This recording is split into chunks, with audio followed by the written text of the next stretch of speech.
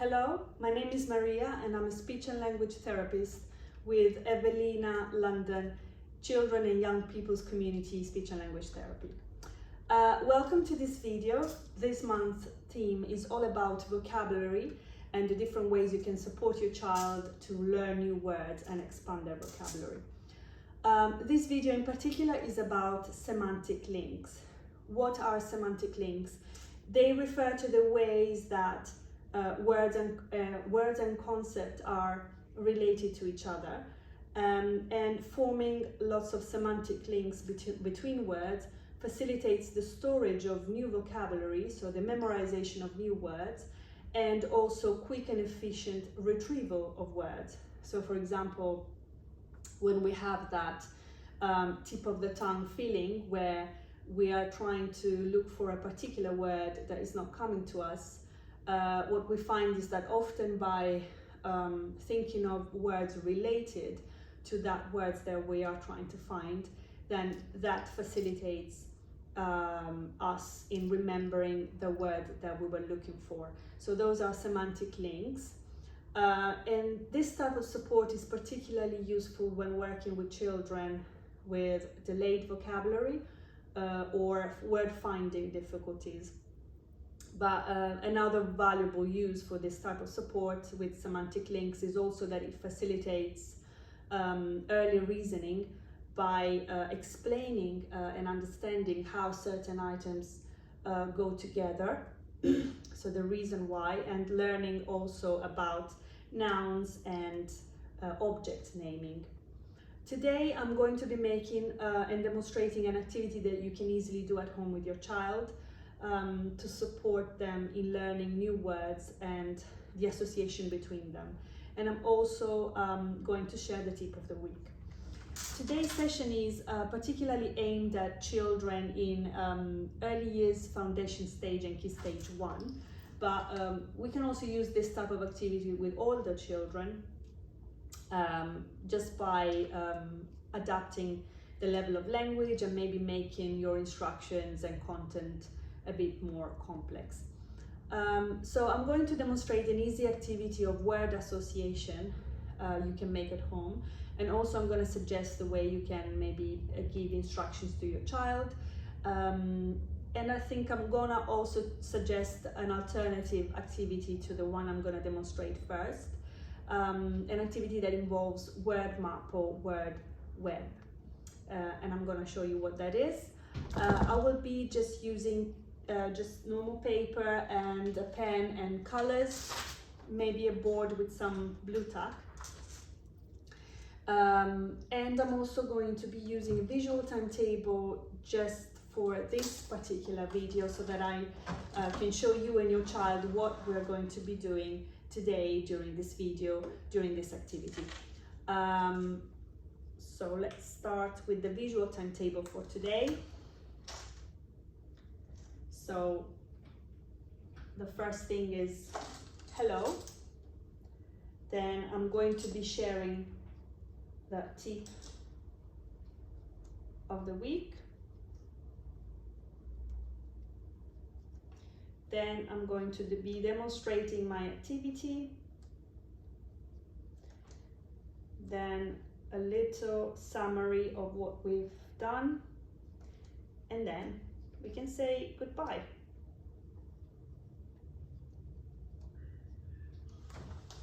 So I've said hello to you and welcome to you this video, and I've explained a little bit the introduction to this activity, so I'm going to cross it out. The next thing we're going to do is the tip of the week. So let's get started. The tip of the week for this week is to make sure to use clear visuals during this activity, whether it's your own drawings, so your own pictures that you've drawn, or pictures and images that you maybe found online and you've downloaded, or maybe it can be a pack of resources that you've bought for your child and you want to use during this activity, or even real actual objects that you can use for this activity. A visual reference also it's important because it helps with memorization of the links between words. Also, once you have established a link between two or more words with your child, try and explain to the child why these two words or objects go together. So what's the reason they are related? So let's cross out tip of the week and let's go to the next bit of this visual schedule, that is the activity itself. Okay, so I'm going to start by taking my blank sheet of paper, and first thing we're going to do is we're going to make our visuals. So if we divide this paper into sections, I'm going to just make 4 sections for now. I'm going to be drawing some pictures. I'm going to be choosing, for now I'm going to be choosing 2 pictures that go together and maybe an odd one odd one. Okay, so I've made my pictures. In this case I've made eyes, glasses, and then a ball and a kite. So if you prefer, you can color them, and then you are going to cut them out with your scissors, and then you can work on the tabletop, but just to make things easy for this video, I've put some blue tack on the board so that I can just lift the board and show you the visuals that I made. So what you're gonna do now is you're gonna take 2 pictures that go together, for example the eyes, and the glasses, and for example the ball, and you're going to ask to your child the question which go together. So the child is going to select hopefully eyes and glasses, but if they're unable to straight away understand which items go together, maybe you can prompt them. You can prompt them by asking questions such as what do we use glasses for? Or where do we wear glasses? Do we wear them on our face or on our body? And then hopefully they will be able to relate the glasses and the fact that we use the glasses for our eyes to see better. So what is very important is that once the child has established this connection between the 2 items, then you just reiterate what is the reason why they go together. So glasses is something that we use on our eyes to make sure we see better. You can also use more than 3 items. So I have prepared some of the visuals already just to make things easy. So for example, you can use images of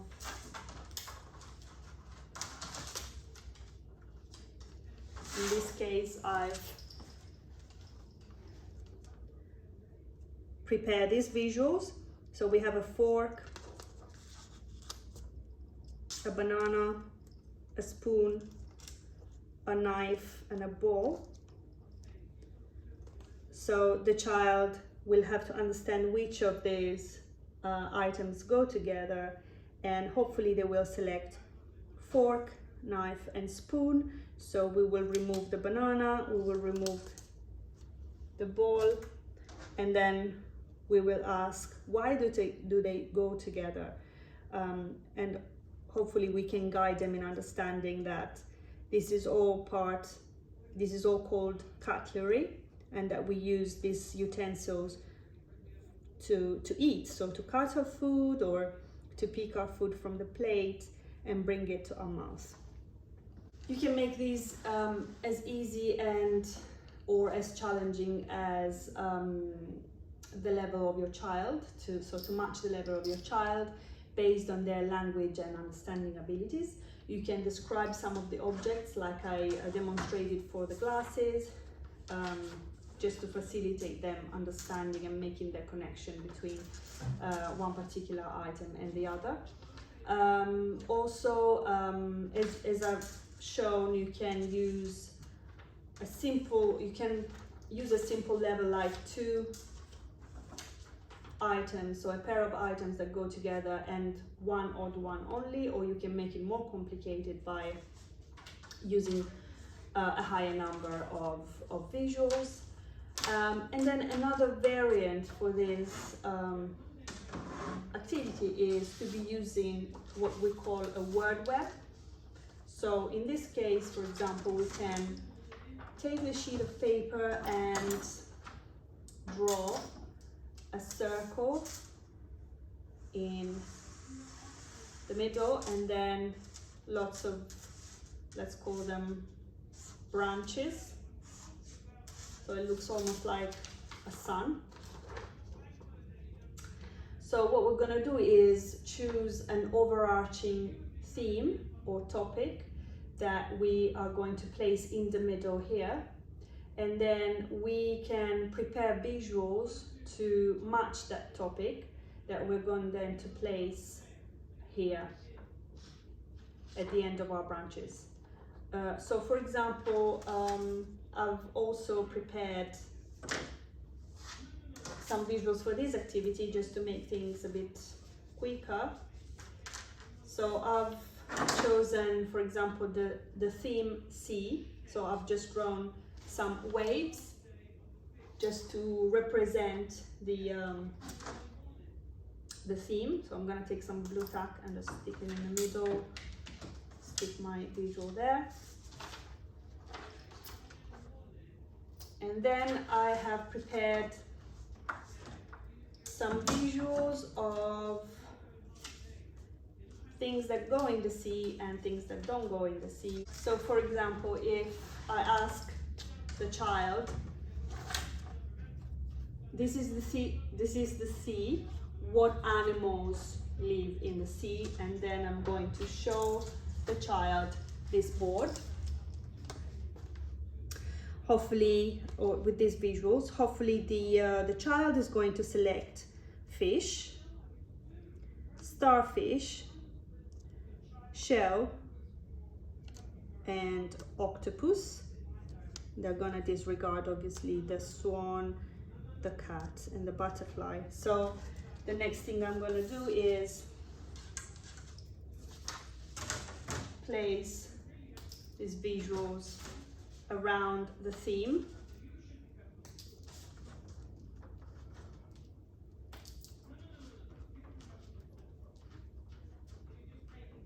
With some blue tack or some glue. You can also alternatively use the glue. So I'm going to place my fish, my starfish, my octopus, and my shell all around the sea. So now we have an overarching theme that is the sea, and then we've identified all of the animals that live in the sea. Obviously you can add more. This is just a very small selection, but yeah, starfish, shell, octopus, and fish.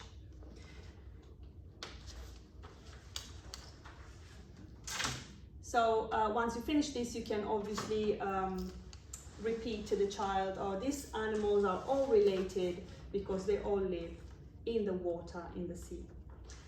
Okay, so this was the activity. I hope you enjoyed this activity, and you will have a go at it at home, and you will also try to use a visual timetable like I'm using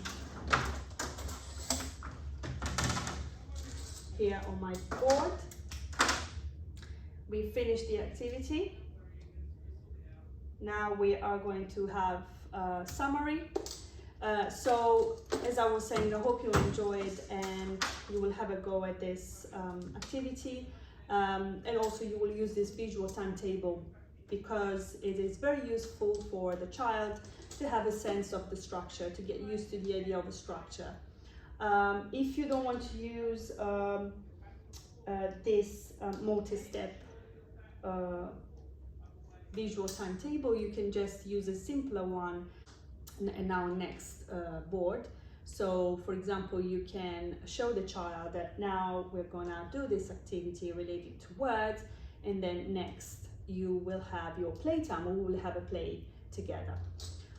If you have any questions or queries, please don't hesitate to look at the information on our website, as you might find that often the answer to your questions or to your queries is already on the website, especially in the section Advice and Support.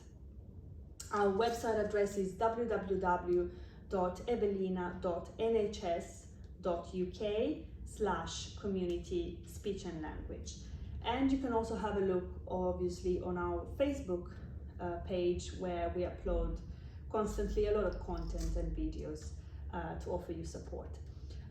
If you cannot find answer to your questions, you can email us, and someone will definitely get back to you as soon as possible. The email address is gst-tr.contact@nhs.net. Thank you so much for joining us. We will be posting another video next week, and you can rewatch this video as many times as you wish. Thank you so much for your attention, and goodbye.